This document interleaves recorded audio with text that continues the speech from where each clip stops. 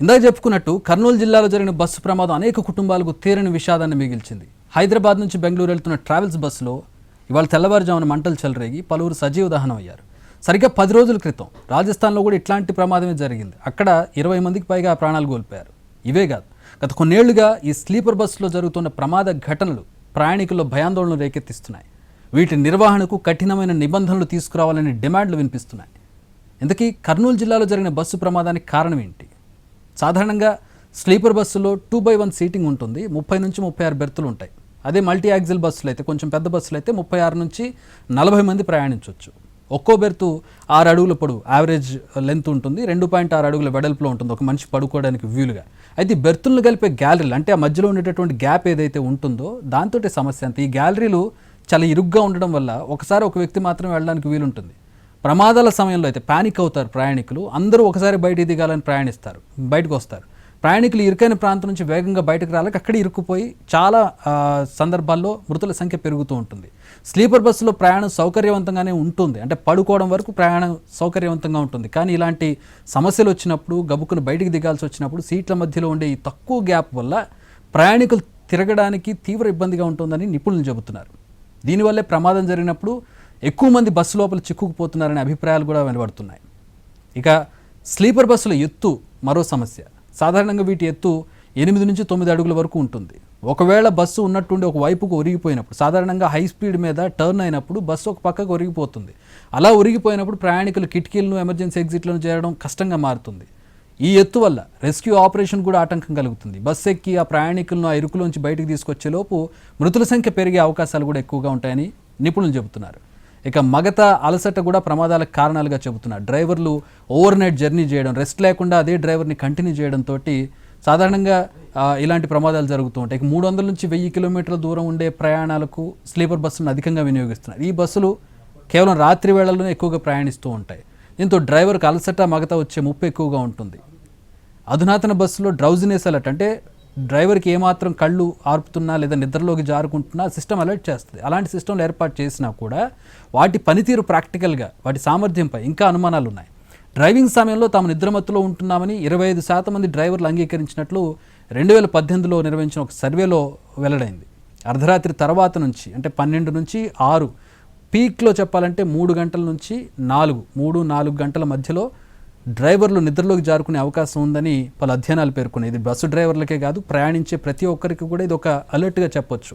తెల్లవారుజామున 3-4 అనేది చాలా డేంజర్ పీరియడ్. ఆ సమయంలో ఖచ్చితంగా కళ్ళు మూతలపడే అవకాశం ఉంటుంది. కాబట్టి దాని నుంచి బయటపడడానికి బస్సును ఆపడము, లేదా వెహికల్ పక్కన ఆపి రెస్ట్ తీసుకోవడం అనేది చేయాలి. ప్రమాదాల సమయంలో మొదటి 2 నిమిషాలు గోల్డెన్ మినిట్స్ ప్రతిస్పందించే తీరే అత్యంత కీలకమని నిపుణులు చెబుతున్నారు. సాధారణంగా ఈ స్లీపర్ బస్సుల్లో ఎక్కువ మంది ప్రయాణికులు నిద్రలోనే ఉంటారు, కానీ కొంతమంది మెలకుగా ఉంటారు. ఇలా మెలకుగా ఉన్నవారు లేదా ప్రమాదం జరిగిన వెంటనే తేరుకునేవాళ్ళు ప్రాణాలతో బయటపడే అవకాశం ఎక్కువగా ఉంటుందని నిపుణులు పేర్కొంటున్నారు. ఈరోజు జరిగిన ఈ ప్రమాదంలో కూడా నిద్రపోకుండా ఉన్నవాళ్ళు లేదా నిద్రలోంచి వెంటనే మేల్కొని అలర్ట్ అయిన వాళ్ళు త్వరగా బయటపడ్డారు. ఎవరైతే గాఢ నిద్రలో ఉన్నారో అందులోంచి బయటికి రావడానికి, బయటకు వచ్చి ఆ షాక్ నుంచి తేరుకునే లోపు ప్రమాదం జరిగిపోయింది. ఇక అప్పర్ బెర్త్లో ఉన్నవారు బయటపడడం చాలా క్లిష్టంగా ఉంటుంది. ఎందుకంటే మెట్లు దిగి కిందికి రావాలి. 2 రాడ్లు అడ్డం ఉంటాయి. ఆ రాడ్ల నుంచి వాళ్ళు బయటకు వచ్చి మెట్లు దిగి నిచ్చెన లాంటి దాన్ని దిగి కిందికి రావాల్సి ఉంటుంది. సో ఇంత ప్రాసెస్లో ప్రమాదం అనేది జరిగిపోతుంది. ఈ స్లీపర్ బస్సులు మొదట పశ్చిమ దేశాల్లో నడిపేవారు. సిటీల మధ్య వినోద ప్రయాణాల కోసం వీటిని ఉపయోగించేవాళ్ళు. ఆ తర్వాత సాధారణ ప్రజా రవాణాలో ఇవి భాగమయ్యాయి. అయితే వీటిలో జరుగుతున్న ప్రమాదాల కారణంగా కొన్ని దేశాలు ఈ స్లీపర్ బస్సుల వినియోగాన్ని తగ్గించుకుంటున్నాయి, కొన్ని నిషేధిస్తున్నాయి. ఫర్ ఎగ్జాంపుల్ చైనా 2009 తర్వాత నుంచి 13 స్లీపర్ బస్సు ప్రమాదాలు జరిగే వాళ్ళ దేశంలో 252 మంది చనిపోయారు ఈ ప్రమాదాల్లో. దీంతో 2012లో వీరి రిజిస్ట్రేషన్లు చైనా నిలిపేసింది. అంటే అప్పటి వరకు ఉన్న వాటిని వాడడం ఓకే, బట్ ఇక మీదట ఈ బస్సులను వాడకూడదని చైనా నిర్ణయం తీసుకుంది. మన దేశం ఇట్లాంటి నిర్ణయాలు ఎందుకు తీసుకోదు?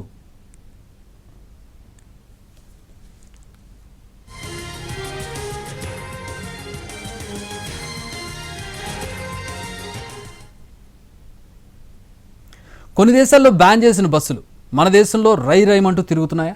ట్రావెల్స్ అత్యాశ ప్రయాణికుల ప్రాణాలను తీస్తోందా?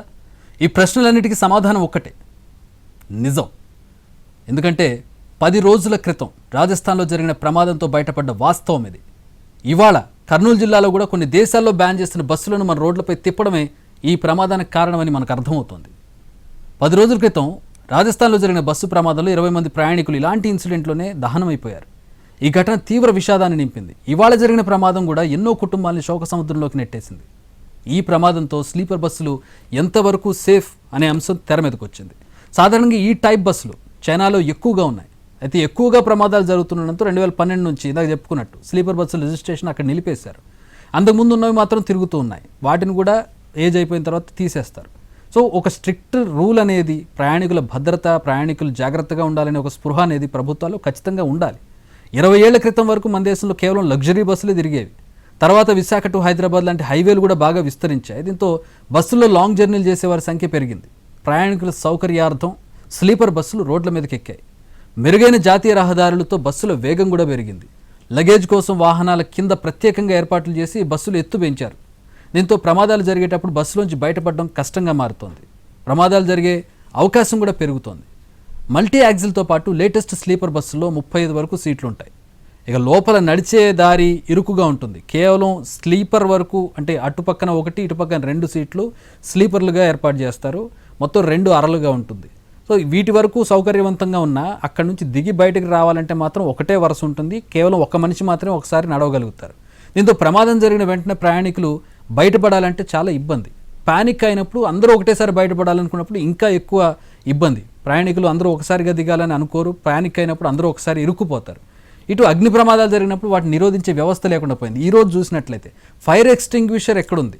ఒక అగ్ని ప్రమాదం జరిగినప్పుడు ఒక బిల్డింగ్కి కానీ ఒక పబ్లిక్ ట్రాన్స్పోర్ట్కి కానీ ఫైర్ ఎక్స్టింగ్విషర్ ఉండాలి. ఇమీడియట్గా మంటలు నార్పడానికి ఫైర్ ఎక్స్టింగ్విషర్ ట్యాంక్ అనేది ఉండాలి, ఒక సిలిండర్ అనేది ఉండాలి. అసలు ఆ బస్సులో అది ఉందా, ఉంటే దాన్ని డ్రైవర్ ఎందుకు వాడలేదు, నీటితో ఎందుకు ఆ మంటలు నార్పాలనుకున్నాడు అనేది ఆ బస్సు యాజమాన్యానికే తెలియాలి.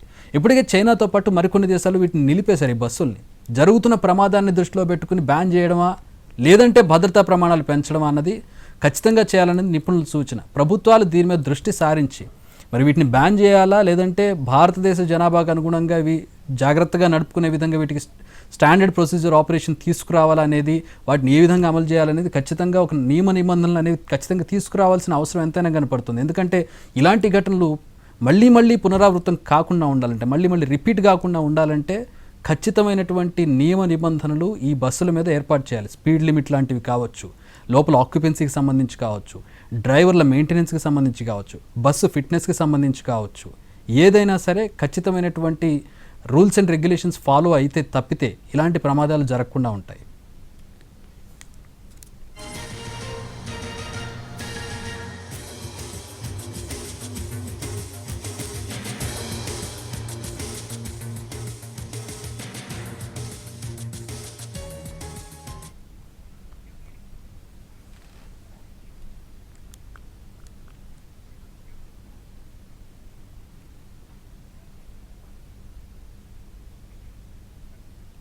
ఈ బస్సులను చాలా దేశాల్లో బ్యాన్ చేశారు. కానీ మన దేశంలో ఇంకా తిరుగుతున్నాయా?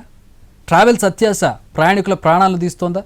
ఈ ప్రశ్నలన్నింటికీ సమాధానం అవుననే వస్తోంది. ఎందుకంటే 10 రోజుల క్రితం రాజస్థాన్లో జరిగిన ప్రమాదంతో ఈ వాస్తవం బయటపడింది. ఇవాళ కర్నూలు జిల్లాలో కూడా కొన్ని దేశాల్లో బ్యాన్ చేసిన బస్సే తిరిగింది. అది రోడ్డు మీద ప్రమాదానికి కారణమైందని మనకు అర్థమవుతోంది. 10 రోజుల క్రితం రాజస్థాన్లో జరిగిన బస్సు ప్రమాదంలో 20 మంది ప్రయాణికులు సజీవ దహనమయ్యారు. ఈ ఘటన వాళ్ళ కుటుంబాల్లో తీవ్ర విషాదాన్ని నింపింది. ఇవాళ జరిగిన ప్రమాదం కూడా ఎన్నో కుటుంబాలని శోకసంద్రంలోకి నెట్టేసింది. ఈ ప్రమాదంతో స్లీపర్ బస్సులు ఎంతవరకు సేఫ్ అనే అంశం తెర మీదకి వచ్చింది. ఈ టైప్ బస్సులు చైనాలో బ్యాన్ చేశారని ఇందాక మనం చెప్పుకున్నాం. మన దేశంలో వీటిని బ్యాన్ చేయాలా లేదంటే వీటికి ఒక రూల్స్ అండ్ రెగ్యులేషన్స్ ఏర్పాటు చేయాలనేది ప్రభుత్వాలు ఆలోచించాలి. 2012 నుంచి స్లీపర్ బస్సుల రిజిస్ట్రేషన్ అక్కడ నిలిపేశారు చైనాలో. పాతవి నడుస్తూ ఉన్నాయి కానీ కొత్త వాటికి రిజిస్ట్రేషన్కి అనుమతి లేదు. సో కొద్ది రోజుల్లో అవి కూడా పూర్తిగా ఆగిపోయే అవకాశం ఉంది. 20 ఏళ్ల క్రితం వరకు మన దేశంలో కేవలం లగ్జరీ బస్సులు అంటే ఒక స్పీడ్ లిమిట్ ఉంటుంది, కేవలం సీటింగ్ మాత్రం ఉంటుంది, ఒక స్పీడ్ లిమిట్లో అవి తిరుగుతూ ఉంటాయి. సో ప్రమాదాలు జరిగే అవకాశాలు తక్కువగా ఉంటాయి. ఒకవేళ జరిగినా చనిపోయే వారి సంఖ్య తక్కువ, అంటే మృతుల సంఖ్య అంతగా ఉండదు. ఈ ప్రత్యేకించి ఏసీ బస్సుల్లో సమస్య ఏంటంటే ఒకసారి అగ్ని ప్రమాదం జరిగిందంటే లోపల నుంచి బయటికి రావడానికి లేదా అగ్ని త్వరగా వ్యాపించడానికి చాలా ఎక్కువ అవకాశం ఉంటుంది స్లీపర్ బస్సు లోపల. ఎందుకంటే వెంటిలేషన్ ఉండదు, బయటికి రావడానికి ఉండదు, అగ్ని లోపలే మొత్తం పూర్తిగా తగలబెట్టేస్తుంది. వెంటనే ఏసీ బస్సులో ఉండేటటువంటి వాతావరణం వల్ల వెంటనే అగ్ని పూర్తిగా దహనం చేసే అవకాశం ఎక్కువగా ఉంటుంది. తర్వాత మనకి అంటే ఇది ఏ విధంగా వ్యాప్తి చెందాయని చూస్తే విశాఖ టు హైదరాబాద్ లాంటి హైవేలు బాగా అభివృద్ధి చెందాయి. 6 లేన్ 8 లేన్ రహదారులు అయిపోయాయి. దీంతో బస్సుల్లో లాంగ్ జర్నీలు చేసే వారి సంఖ్య కూడా పెరిగిపోయింది. ఇంతకుముందు ట్రైన్స్కి ఆప్ట్ అయ్యేవాళ్ళు, లేదంటే ప్రైవేట్ వెహికల్స్లో వెళ్ళేటటువంటి వాళ్ళు, లేదా లగ్జరీ బస్సుల్లో వెళ్ళేవాళ్ళు కూడా ఇప్పుడు స్లీపర్ బస్సులను ఆశ్రయించేటటువంటి పరిస్థితి. ప్రయాణికుల సౌకర్యార్థం స్లీపర్ బస్సులు ఈ రోడ్ల మీద ఎక్కాయి. మెరుగైన జాతీయ రహదారులతో బస్సుల వేగం కూడా పెరిగింది. తద్వారా ఈ ప్రమాదాలు జరిగే అవకాశం కూడా పెరిగింది.